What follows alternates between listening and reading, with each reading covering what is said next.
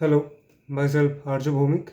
मैं एक नीट 2026 के लिए पार्शियल ड्रॉपर हूँ, जैसे कि आप सभी को पता है। इस चैनल पे मैं मेरा टेस्ट का जो भी रिव्यू होता है, मतलब यकीन 2.0 या फिर रियल टेस्ट सीरीज या फिर आकाश का एफटी, जो भी होता है वो सभी का मतलब पेपर का लेवल और मेरा कैसा गया वो सब मैं डिस्कस करता हूँ। तो इसकी वजह से मेरा भी मतलब आप सभी से कम्युनिकेशन हो जाता है, और कुछ अगर मेरा कुछ फ्लॉज़ है या फिर कौन से, तो वो सब पता चल जाता है डिस्कशन करने की वजह से।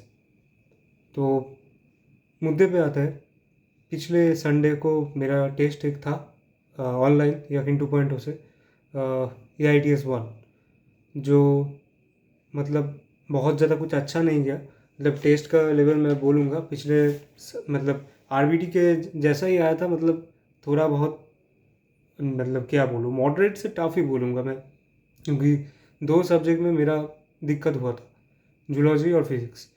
जूलॉजी में तो खास कर, क्योंकि बहुत सारे क्वेश्चन मेरे को एनसीईआरटी के बाहर से दिखा, तो वो सब क्वेश्चन मेरे को बहुत ज़्यादा ट्रिकी लगा।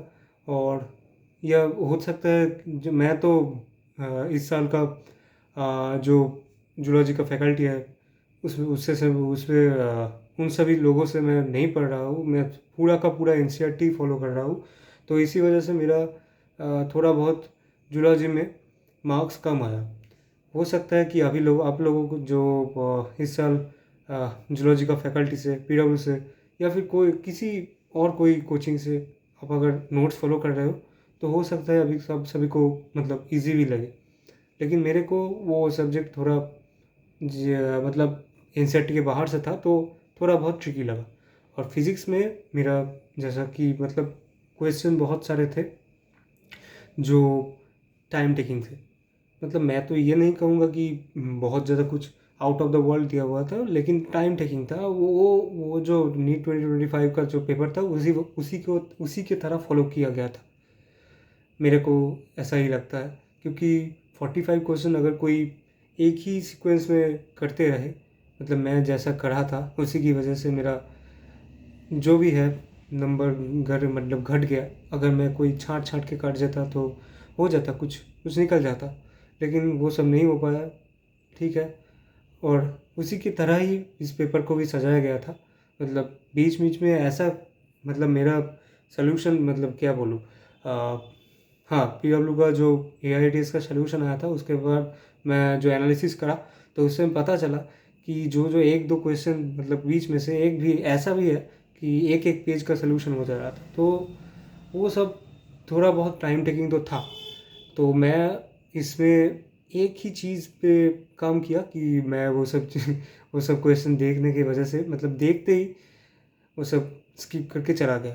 तो वैसा मतलब एक एटीट्यूड डेवलप करना पड़ता है। तो अब तक थोड़ा बहुत तो हो गया है, अब देखते हैं कैसा जाता है। मतलब अभी भी मतलब 220-30 दिन बाकी है, तो ये कंसिस्टेंसी बजाय रखना पड़ेगा। तो अब आता है कि कितने मतलब मार्क्स आए थे AITS-1 में। मेरा AITS-1 में पूरा का पूरा 600 मार्क्स आया है 720 में से, कुछ इधर भी नहीं कुछ उधर भी नहीं। और ये मैं बहुत ज़्यादा कुछ अच्छा नहीं बोलूँगा, क्योंकि मेरा रैंक आया 1404, 1404। पिछले आरबीटी के तुलना में ये थोड़ा घट गया है, मतलब परफॉर्मेंस थोड़ा घट गया है। पिछले आरबीटी में रैंक आया था 1100 के आसपास।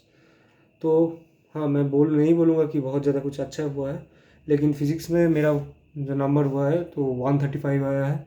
और केमिस्ट्री में मैं बोलूँगा, मैं पेपर मतलब सब्जेक्ट वाइज पेपर का लेवल बता दूँगा।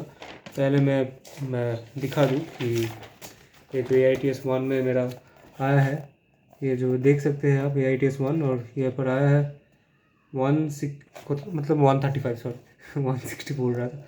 और ये फिजिक्स में था, मोशन इन 1D था, मोशन इन 2D था, और यूनिट डायमेंशन था। और उसके बाद केमिस्ट्री में बहुत ज़्यादा कुछ खास नहीं पेपर आया था, तो 175 आया है।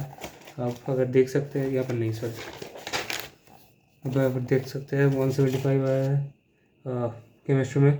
और इसमें था मोल कॉन्सेप्ट और रेडॉक्स।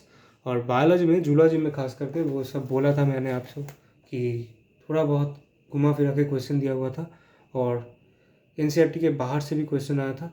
तो वो सब में मेरा को ट्रिकी लगा। हो सकता है आप सभी को अच्छा भी लगे, क्योंकि मैं तो इस साल का जूलॉजी फैकल्टी से मतलब बायोलॉजी पूरा फैकल्टी से नहीं पढ़ा, पूरा का पूरा एनसीईआरटी पढ़ा।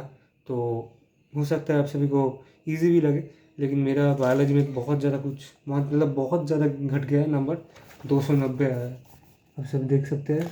और इसमें बोटनी में 165 आया था, और मैं बता नहीं सकता जूलॉजी में 125 आया। ये मेरा लोएस्ट एवर स्कोर है जूलॉजी में। मतलब कुछ देखना पड़ेगा कैसे ये स्कोर बढ़ाया जाए। तो ओवरऑल पेपर का लेवल बोलूँ तो मॉडरेट से टफ की साइड, फिर मेरा पॉइंट ऑफ व्यू से मॉडरेट से टफ की तरफ गया हुआ था पेपर। अगर केमिस्ट्री भी थोड़ा बहुत मॉडरेट कर देते तो ये नीट 2025 का जैसा ही पेपर था।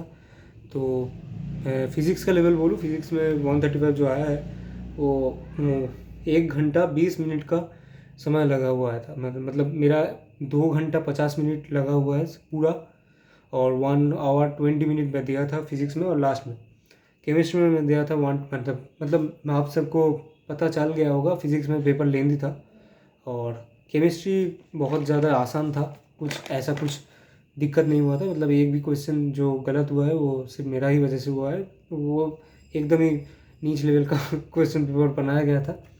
और बायोलॉजी में मैं बोला, बोटनी में एक दो क्वेश्चन ट्रिकी लग सकता है, लेकिन ये ओवरऑल पेपर इजी था। और जूलॉजी में आप सभी कमेंट करना कि कैसा गया है आपका पेपर जूलॉजी में।